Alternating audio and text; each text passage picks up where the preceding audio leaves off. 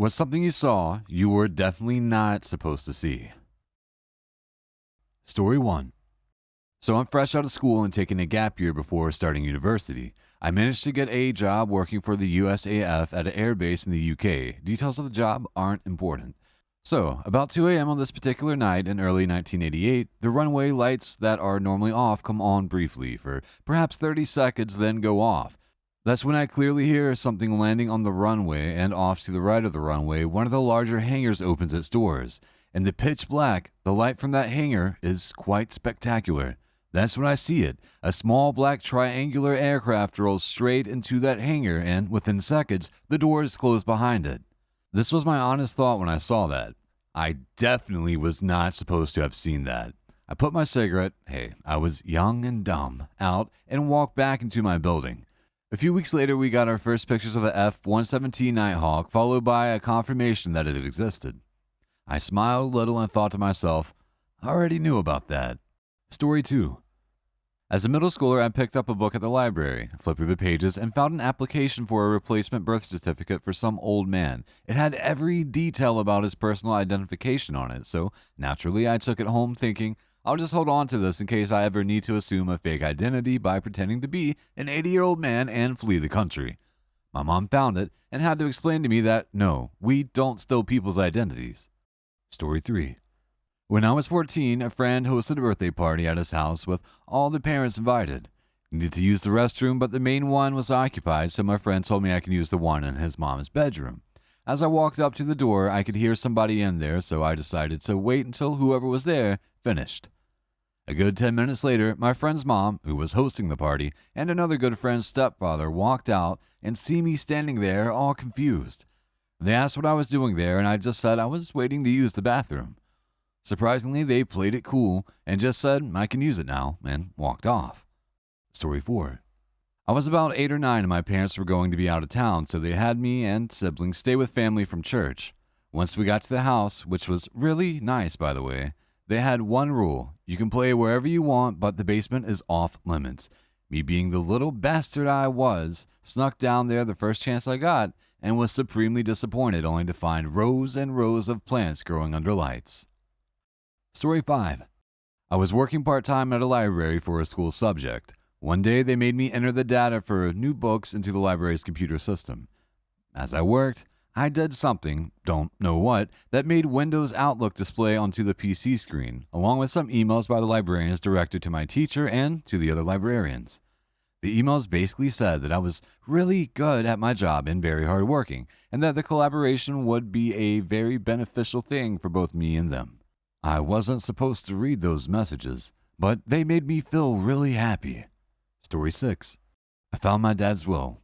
I was on his computer while he was at work. Actually, I'm searching for this porn, and ended up finding a strangely titled Word document. At first, it didn't seem like a big deal. It contained a note to each of his kids. It wasn't until I got to the last one, my youngest brother, that I realized it wasn't just a will. The start of that line read something along the lines of, if anything is going to make me change my mind now, it's writing this part. I realized I had found my dad's suicide note. I was about 14 or 15 at the time and had no idea how to go and talk to him about it. I decided to just keep it to myself. He started buying us gifts and stuff, and I would get really scared, and I just kept it to myself. I remember one day on the weekend I woke up in bed to a loud bang coming from my dad's room. I laid there in bed for probably half an hour, frozen. Once I worked up the strength, I went to his room and opened the door. He wasn't in the bedroom, so I was confused until I saw that the bedroom window was open. What actually happened is that there was a gust of wind, and the wind had slammed the door shut, but my paranoid brain had heard a gunshot. After that, I was laughing hysterically and don't have much memory of the day past that. Shortly after this incident, my dad had returned most of the gifts he bought us kids, and I slowly started to believe that he had changed his mind. I never confronted him about it until last year, about 14 years or so later, but I never fully accepted that he was okay now.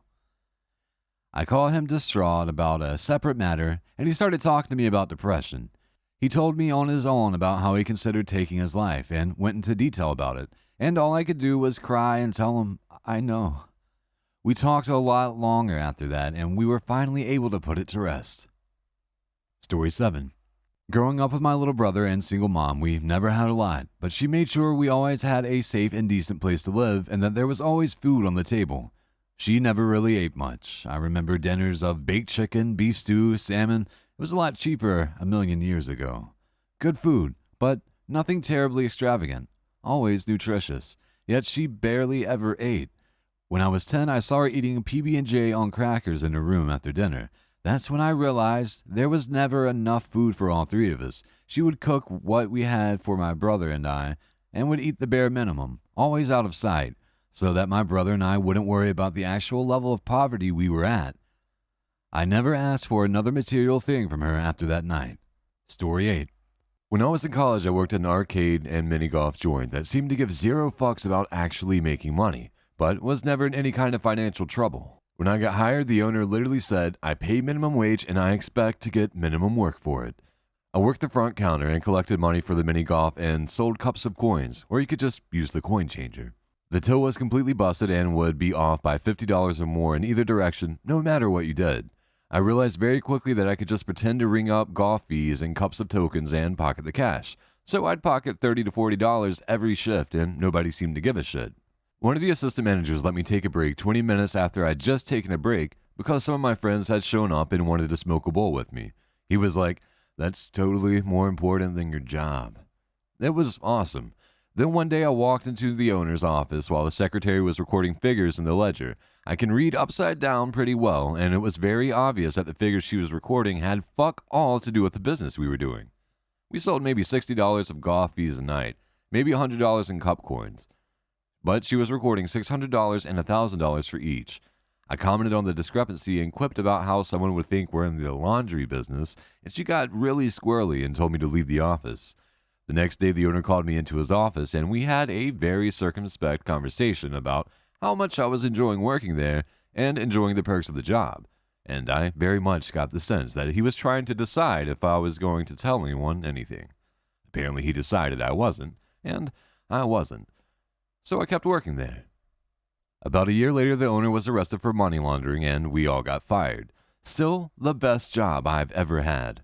The mob is an A-plus employer, would work in a fake business again. Story 9. When I started a new job, someone had left a bunch of HR files on the computer I was given. I opened one up, not sure what it was, and I got to see every employee's salary in the company, even the CEO. The next day, it was gone. My boss realized his mistake and logged into my system and deleted the files. It was a memorable experience.